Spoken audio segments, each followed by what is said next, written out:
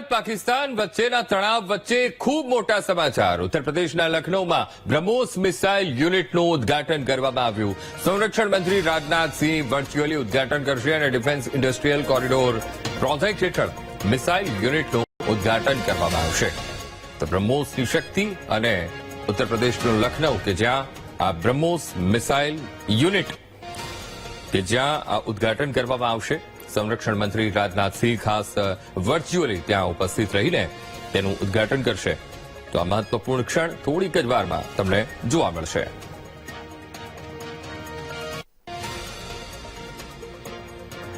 તો સીઝફાયર બાદ અમેરિકાના રાષ્ટ્રપતિ ટ્રમ્પનું વધુ એક ટ્વીટ અને ટ્રમ્પે ભારત પાકિસ્તાનની સાહસિક અને નિર્ણાયક ભૂમિકાના વખાણ કર્યા.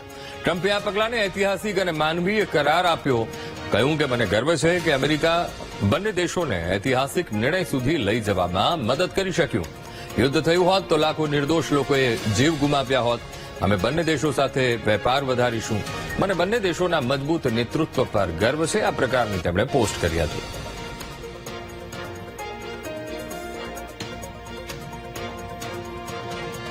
તો ટ્રમ્પની આ પોસ્ટ કહ્યું કે મને ભારત અને પાકિસ્તાન મજબૂત અવિશ્વસનીય શક્તિશાળી નેતૃત્વ પર ગર્વ છે. બંને દેશ પાસે એવી શક્તિ, બુદ્ધિ, હિંમત કે તેઓ સંપૂર્ણપણે જાણી શકે, સમજી શકે હાલના આક્રમણને રોકવાનો સમય આવી ગયો છે. યુદ્ધ થયું હોત તો અનેક નિર્દોષ લોકોએ જીવ ગુમાવ્યા હોત, વિનાશ પણ થયો હોત. તમારા બહાદુર કાર્યોથી તમારો વારસો ખૂબ જ ઉન્નત થયો છે. મને ગર્વ છે કે અમેરિકા તમને આ ઐતિહાસિક અને સાહસિક નિર્ણય પર પહોંચાડવામાં મદદ કરી શક્યો. ચર્ચા નથી હોવા છતાં હું બંને મહાન રાષ્ટ્રો સાથે વેપારમાં નોંધપાત્ર વધારો કરવા જઈ રહ્યો છું. વધુમાં હું બંને રાષ્ટ્રો સાથે કામ કરીશ કે શું 1000 વર્ષ પછી કાશ્મીર અંગે કોઈ ઉકેલ આવી શકે છે. આ પ્રકારનું મહત્વપૂર્ણ ટ્વીટ એ ડોનાલ્ડ ટ્રમ્પ દ્વારા કરવામાં આવ્યું છે અને આ ટ્વીટને લઈને પણ અનેક ચર્ચા શરૂ થઈ ગઈ છે.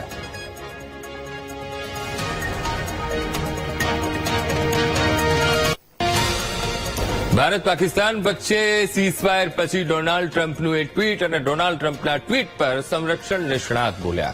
ડોનાલ્ડ ટ્રમ્પને બહુ મહત્વ ન આપવું જોઈએ. હેમંત મહાજન જેઓ નિષ્ણાત છે તેમણે કહ્યું કે રશિયા યુક્રેનમાંથી પણ કોઈએ તેમને સાંભળ્યા નથી. જો મિત્ર હોય તો મદદ કરે અમેરિકા.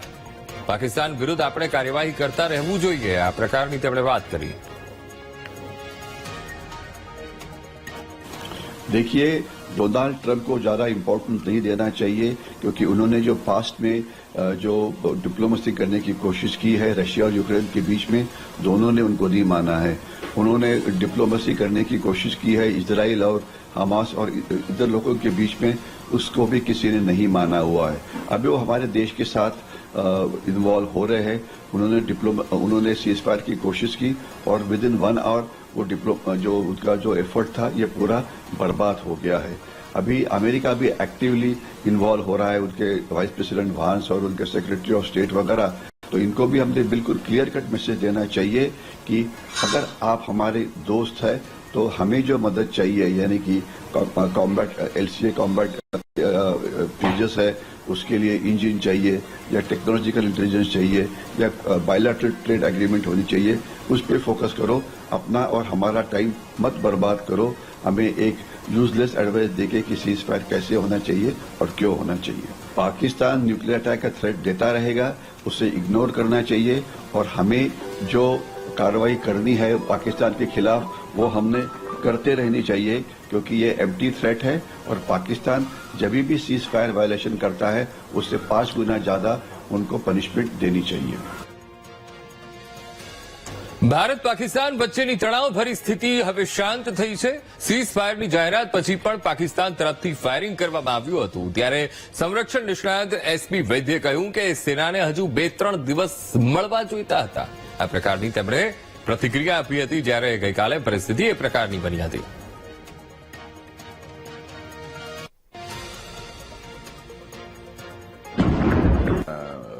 हमारा जो शिमला एग्रीमेंट के मुताबिक इन्हीं 2 देशों को इसको रिजॉल्व करना है बैठ के. No third party. दूसरा जो सीज फायर है ठीक है. मैं समझता हूं बहुत सारे फैक्ट्स हैं जो हमारी लीडरशिप जानती है और मुझे और आपको नहीं मालूम. इंटरनेशनल डिप्लोमेसी में बहुत सारे इश्यूज होते हैं जिनका ध्यान देना पड़ता है जो देश हित में होता है. मुझे पूरा हालांकि एज ए इंडियन भारतीय होने के नाते मैं चाहता था और मुझे विश्वास है कि यही वो लोग जो फैसला करने वाले वो भी यही चाहते होंगे। हर भारतीय चाहता है कि 2-3 दिन हमारी आर्म्ड फोर्सेस को और मिलने चाहिए थे पाकिस्तान को हैमर करने के लिए, और उनको ऑलरेडी जिस तरह से कल रात परसों रात से उनको हैमर किया था और घुटनों पे वो आए, वो थोड़े 2-3 दिन और मिलने चाहिए थे। वो वही सेंटीमेंट शायद फैसला करने वाली लीडरशिप के का भी होगा, लेकिन उनको बहुत सारी चीजों का ध्यान देना पड़ता है। इंटरनेशनल डिप्लोमेसी में बहुत सारे फैक्टर्स को मद्देनजर रखना है, देश का लार्जर इंटरेस्ट देखना पड़ता है, ईगो पे नहीं चलता। तो अच्छी बात है बाहर अगर टलती है, लेकिन पाकिस्तान ने कल रात को जिस तरह से पहले सीज फायर हुआ और उसके बाद फिर जो है फायरिंग हुई कल रात को काफी देर तक। जी, वो देखिए ऐसा है कि वो बड़ा हैरानगी की बात थी कि 5 बजे से सीज फायर लागू होगा, लेकिन 7-8 बजे 8 बजे 9 बजे तक ये जो फायरिंग दोबारा ड्रोन्स का स्वार्म ऑफ ड्रोन्स श्रीनगर में, जम्मू में, उधमपुर में, कटरा में, गादरबल में, बहुत सारे इलाकों में, जम्मू कश्मीर में, पंजाब में, गुजरात तक, राजस्थान तक। तो आप इस तरह का वो कर रहे हो तो फिर आपका कौन सा एग्रीमेंट है? इससे तो ये लग रहा था कि सिविल लीडरशिप का पाकिस्तान में कंट्रोल ही नहीं है। वहां की फौज, वो जो कहा जाता है कि वहां की फौज ही सब कुछ, हर बीमारी की जड़ फौज है, टेररिज्म की जड़ फौज है, क्योंकि उनका स्लोगन ही यही है कि हमें जिहाद लड़नी है। તો ભારત પાકિસ્તાન વચ્ચે સીઝ ફાયર અને અલગ અલગ સંરક્ષણ નિષ્ણાતોના પોતપોતાના મત એ સામે આવી રહ્યા છે, જેમ કે એસપી વૈદ્ય કે તેમણે કહ્યું કે હજુ 2-3 દિવસ સેનાને મળવા જોઈતા હતા, જેના કારણે પ્રેશર એ ઊભું થઈ શક્યું હોત। તો સંરક્ષણ નિષ્ણાત પોતાનો મત પ્રગટ કરી રહ્યા હતા। 110 નંબર શું છે? આ 110 નંબર આ છે તમારી લોકપ્રિય ચેનલનો નંબર। વીટીવી ન્યૂઝ હવે ડીડી ફ્રી ડિશ પર 110 નંબર પર। Welcome back. સીઝ ફાયર પછી પ્રધાનમંત્રી નરેન્દ્ર મોદીની મહત્વની બેઠક અને સીડીએસ ઉપરાંત સેનાની ત્રણેય પાંખના વડા સાથે બેઠક ચાલી રહી છે અને બેઠકમાં સંરક્ષણ મંત્રી રાજનાથસિંહ જોડાયા। એનએસએ અજીત ડોભાલ પણ બેઠકમાં ઉપસ્થિત છે અને વર્તમાન સ્થિતિ અંગે બેઠકમાં ચર્ચા થશે। તો સીઝ ફાયરના ઉલ્લંઘન અંગે પણ ચર્ચા થશે અને આગામી રણનીતિને લઈને પણ ચર્ચા થશે, કારણ કે આવતીકાલનો દિવસ એ ખૂબ મહત્વપૂર્ણ છે। બંને દેશો એક ટેબલ ઉપર આવવાના છે, જેને લઈને પણ આજની બેઠકમાં ચર્ચા થઈ શકે।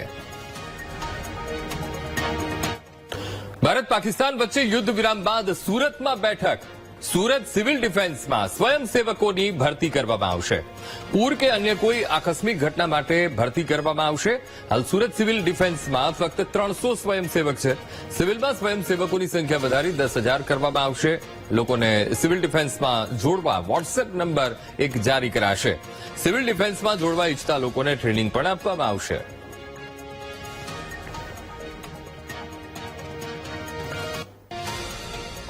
ભારત પાકિસ્તાન વચ્ચે તણાવની સ્થિતિ અને સુરત સિવિલ ડિફેન્સમાં ભરતી કરવામાં આવશે। જે અત્યારે 300 લોકોની ભરતી છે તેની જગ્યાએ હવે ભરતીનો આંકડો મોટો કરાશે।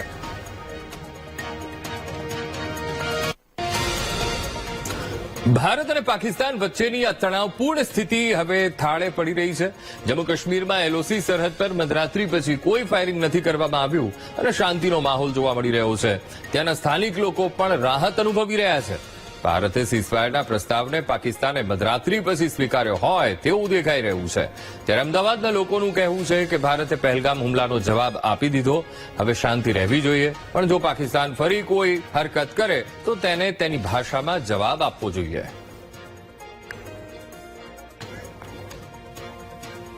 का हमने उनको प्रपोजल दिया है, ये उनके बेटरमेंट के लिए है और जिस तरह से सिचुएशन है और उनको जिस तरह से जवाब दिया गया है तो मुझे लगता है कि एकदम परफेक्ट है। इस तरह से एक दूसरे की कंट्री के लोगों को अल्टीमेटली कौन परेशान होने वाला है? या तो हमारे सैनिक या हमारे आम आदमी। मरने दोनों तरफ से लोग वाले हैं। नुकसान देश का और गरीबों का और हम सबका होने वाला है। तो इसमें किसी का फायदा नहीं है। इंडिया जो प्रोग्रेस कर रहा है उसके हिसाब से मतलब स्टार्टिंग से हम लोग हमारा नॉन वायलेंस यही मोटिव था, बट अभी इट्स लाइक बहुत हो गया कि हम कितना सहेंगे। अगर हमारा मतलब उन्होंने अटैक भी किया है तो भी हम हमारे पास इंसानियत है, हम सिर्फ उन्हीं लोगों पे मतलब अटैक कर रहे हैं जो आतंकवादी है, नॉट द कॉमन पीपल। જે ડિસિઝન્સ ગવર્મેન્ટ ચૂઝ કરવામાં લીધા છે એટલે આપણે એની પર 100% ભરોસો હોવો જોઈએ. એમણે બધા પેરામીટર્સ જોઈને જે ઇન્ડિયા માટે હિતકારી છે એવું જ કંઈક ડિસિઝન લીધું હશે અને મારું પર્સનલ માનવું એવું છે કે યુદ્ધ એ કોઈ માટે સારું નથી. એટલે આ જે મ્યુચ્યુઅલ અન્ડરસ્ટેન્ડિંગથી બધું સેટ થઈ ગયું, આઈ હોપ કે સેટ થઈ ગયું તો એ સારું ડિસિઝન છે ને એને પોઝિટિવલી જ હું આને જોઉં છું. ભારતને જે આપણો ટેરરિસ્ટ અટેક થયો હતો એના માટે એમને જે જવાબ આપવાનો હતો એ આપણે આપી ચૂક્યા છીએ, એટલે આપણે આપણો સંદેશ ક્લિયર આપી દીધો છે. હવે જે સીઝ ફાયર છે એ બી એક જરૂરી આઈ થિંક જરૂરી વસ્તુ છે. પછી આગળના સ્ટેપ આપણે સામેવાળા જે સ્ટેપ લે છે એના ઉપરથી આપણે આગળનો સ્ટેપ લેવો જોઈએ. અત્યારે સીઝ ફાયર એ સાચી વસ્તુ છે કે કોઈ દિવસ એમના પર હુમલો કર્યો જ નથી, રાઈટ? આપણે સિવિલિયન્સ એમના ઉપર કોઈ દિવસ હુમલો કર્યો નથી, એટલે આપણે જે ડિફેન્સીસ કર્યું છે ભારતે, તો હવે આપણે જે ભારત જે નિર્ણય લેશે આપણે એમાં ફૂલ સપોર્ટ જ છે અને ભારત જે પણ કરશે એ બધું સારું જ બેસ્ટ જ કરશે. સગરી હવે તો જો પાકિસ્તાન પછી યુદ્ધ કરતું હોય તો પછી હવે હંમેશા આપણે એમને એમની રીતમાં જવાબ આપવામાં આપણે અગ્રી થવું જોઈએ. બનાસકાંઠામાં સરહદ પર આવેલા સુઈ ગામમાં માહોલ પૂર્વવત બની રહ્યો છે. સીઝફાયર અને ત્યાર પછી સુઈ ગામમાં શાંતિનો માહોલ જોવા મળી રહ્યો છે. જણાવી દઈએ, તણાવપૂર્ણ સ્થિતિ પછી હવે શાંતિ જોવા મળી રહી છે, પૂર્વવત જીવન થઈ રહ્યું છે. ગામના લોકો પણ ફરી પોતાના કામે લાગી ગયા છે. સીઝફાયર થતા લોકોએ હાશકારો અનુભવ્યો છે. અવરચંડાઈ કરે તો પાકિસ્તાનને સબક શીખવાડવો જોઈએ તેવું પણ સ્થાનિકો કહી રહ્યા છે. પાકિસ્તાન કાંકરી ચાળો કરતું રહે છે તેવું પણ સ્થાનિકો માની રહ્યા છે.